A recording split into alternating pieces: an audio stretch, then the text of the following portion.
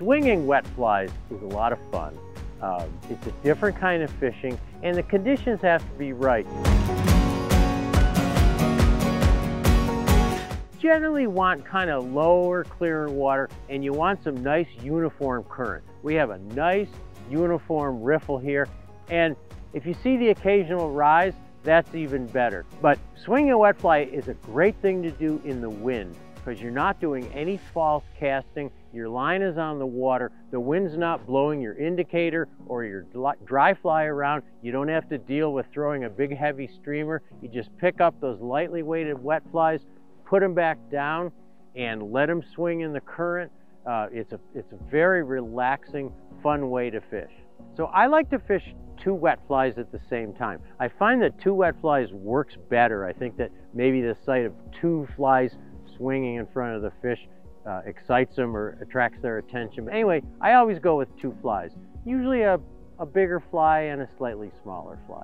So what I do is I've got some 4X tippet here, and I'm going to take another piece about 6 inches, about maybe 6-8 inches above where I'm going to tie on my lower fly, and I'm going to tie a surgeon's knot. Tie the second piece on with a triple surgeon's knot.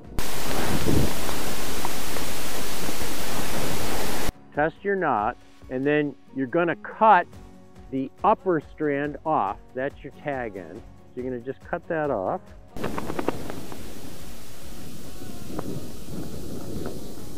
Put that extra piece of tippet somewhere where you can dispose of it later, inside your waders or something, in a pocket.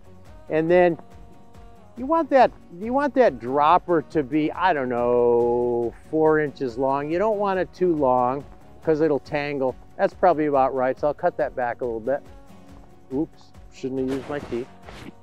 And so I'm going to put 1 fly, usually the bigger fly, on the lower piece of tippet, and a smaller fly on the upper piece of tippet, so they'll swing together in the current. I'm going to use 2 soft tackles. They're just wet flies without wings, and I will pick a bigger one for kind of an attractor. I'll try this one here, and then I'll put a smaller one on below it.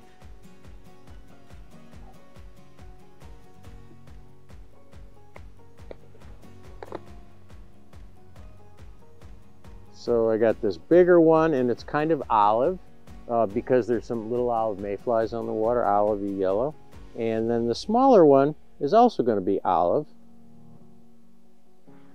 But you can see that, you know, one's quite a bit bigger than the other. And give the fish a choice. And again, generally, I put the smaller fly on the upper piece of tippet.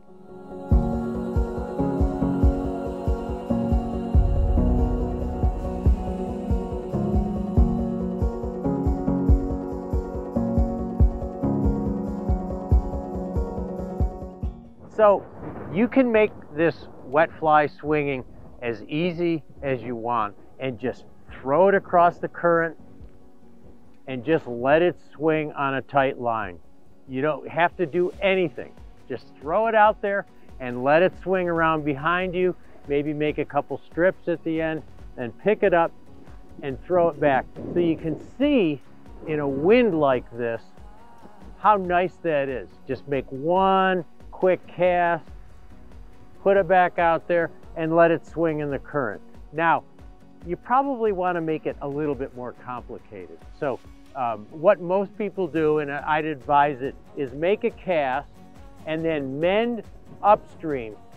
That mend, just a quick flip of the line, gives those flies a chance to sink, and then as the line comes around tight, they rise up toward the surface and hopefully interest the fish. Don't false cast when you're fishing wet flies like this, especially on a windy day like today.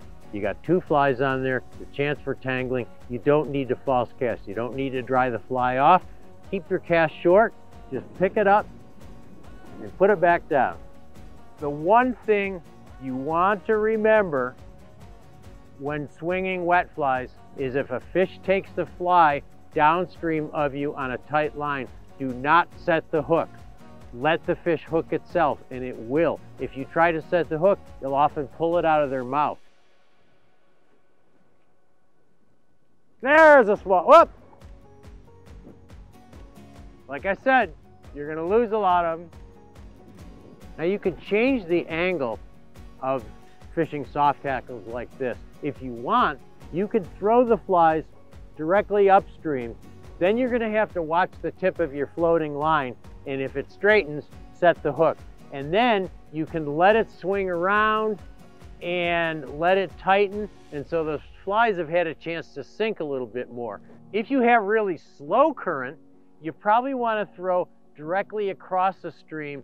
That gives your flies a little bit more swing. If you have super fast current, then you probably want to angle a little bit more downstream because you don't want that really abrupt fast swing at the end. So you can control the swing by the angle that you cast and also by mending line. Another thing you want to remember is that you want to follow the fly with the tip of your rod. Just keep the tip of the rod pointed at the fly. You don't want a big angle between the fly and the tip of the rod. You want always pointed and just follow along with the tip of the rod. Generally, when you're swinging wet flies, you want to work downstream. Just makes it easier. You cover new water each cast. It doesn't really make, most of the time we like to fish upstream, fish dry fly, fish nymphs, we're fishing upstream. We like to work upstream. But when swinging wet flies, you want to get up to the head of the run or the riffle or whatever, and then work down through it because you're going in that direction. When you're fishing downstream like this, you're going to miss a lot of fish, especially little fish. They're going to slap at the fly, and because you're directly upstream, you may not hook them. So don't worry if you don't hook every fish. In fact, you won't. You'll get little bumps, you'll get taps, you'll see a swirl. You'll eventually hook them, but don't wig out if you don't hook every fish that takes your flies. But this is nice water for swinging wet flies. Perfect speed.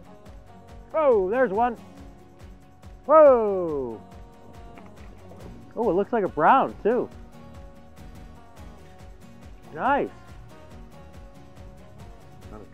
When you're playing a fish like this, decent sized fish, you want to try to keep that fish upstream of you if you can.